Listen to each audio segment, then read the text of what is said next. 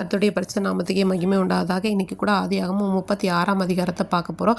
இந்த அதிகாரத்தில் கூட யாரை பற்றி பார்க்க போகிறோன்னா ஏசாவின் வம்ச வரலாறு. இந்த ஏசாவை என்ன சொல்கிறாங்கன்னா ஏதோமியருடைய தகப்பன் அப்படின்னு சொல்லி சொல்கிறாங்க. இந்த ஏதோமியர்கள் அப்படிங்கிறத ஏன் இப்படி குறிப்பிட்டு சொல்கிறாங்க அப்படின்னு சொல்லி பார்த்தோம் அப்படின்னா, என்னாகமத்தில் என்ன சொல்லியிருக்குன்னா, மோசே வந்து இஸ்ரவேல் ஜனங்களை கூட்டிகிட்டு வராங்க எகிப்திலேருந்து. அப்போ வந்து அந்த ஏதோமியருடைய ராஜா கிட்ட போய் கேட்குறாங்க, இந்த மாதிரி நாங்கள் உங்கள் ஊர் வழியாக கடந்து நாங்கள் என்ன பண்ணுறோம் போகிறோம் அப்படின்னு சொல்லி சொல்லும்போது அவங்க அந்த ராஜா வந்து அதுக்கு மறுப்பு தெரிவிக்கிறாரு. இல்லை, உங்களை வந்து எங்கள் ஊருக்குள்ளாக நாங்கள் அனுமதிக்க முடியாது அப்படிங்கிறத ஒரு குறிப்பிடத்தக்க விஷயமா சொல்கிறாங்க.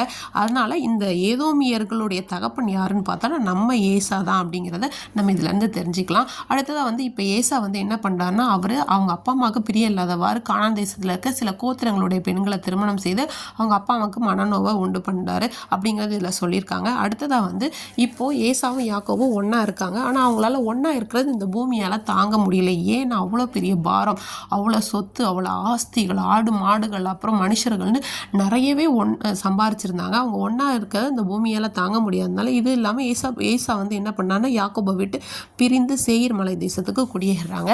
இந்த ஏசாவினுடைய சந்ததியில் பிரபுக்கள், ராஜாக்கள் எல்லாருமே என்ன பண்ணுறாங்கன்னா பிறக்கிறாங்க அப்படிங்கிறத கிட்டத்தட்ட 70 பெயர்கள் வந்து இதில் குறிப்பிடப்பட்டிருக்கு. அதுக்கப்புறமா வந்து ராஜாக்கள், நம்ம ஏற்கனவே பார்த்த மாதிரி ராஜாக்கள், அதிகாரிகள் எல்லாம் பிறக்கிறாங்கன்னு பார்த்தோம். இப்போ இதில் என்ன அப்படின்னா, தேவன் வந்து ஏசா அப்புறம் யாக்கோபு 2 பேரையுமே ஆசீர்வதித்தார். எப்படி உலக பிரகாரமான எல்லா காரியங்களிலுமே ஆசீர்வதித்தார். ஏசா சேஷ்டபுத்திர பாகத்தை விற்று போட்டிருக்கலாம், ஏசாவுடைய ஆசீர்வாதத்தை யாக்கோபு பெற்றிருக்கலாம். ஆனால் தேவன் 2 பேருமே ஆசீர்வதித்தாங்க. ஏன்னா ஆபிரகாம் ஈசோக்கோடு பண்ணின உடன்படிக்கை என்னென்னா, உன்னுடைய சந்ததியை நான் என்ன பண்ணுவேன், ஆசீர்வதிப்பேன் அப்படின்னு சொன்னது தான். உலக பிரகாரமான எல்லா ஆசீர்வாதங்களினாலும் இந்த ஏசா ஆசீர்வதிக்கப்பட்டார். ஆனால் ஆபிரகாம் ஈசாக்கோட பண்ணின உடன்படிக்கையை தேவன் தொடர்ந்தது யாரோட அப்படின்னு சொல்லி பார்த்தோன்னா நம்ம யாக்கோபோட தான் தொடர்ந்தார்.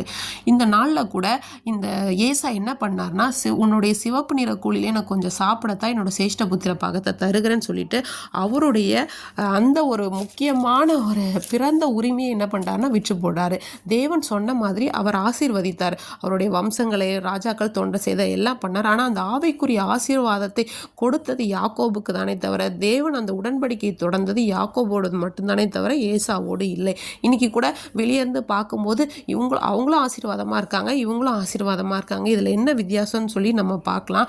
ஆனால் வந்து தேவன் ஒரு விஷயத்தை வந்து நமக்கு செய்யும்போது, கிருபை இல்லாத அவர்களுக்கு அவ்வளோ செய்யும்போது, கிருபை இருக்கிற நமக்கு நம்மேல் கிருபையும் இரக்கமும் வைத்திருக்க தேவன் நமக்கு எவ்வளோ செய்ய வல்லவராக இருக்கிறார் அப்படிங்கிறத நம்ம எப்போவுமே பார்க்கணும். கர்த்தர் தாமே ஆசீர்வதிப்பாராக.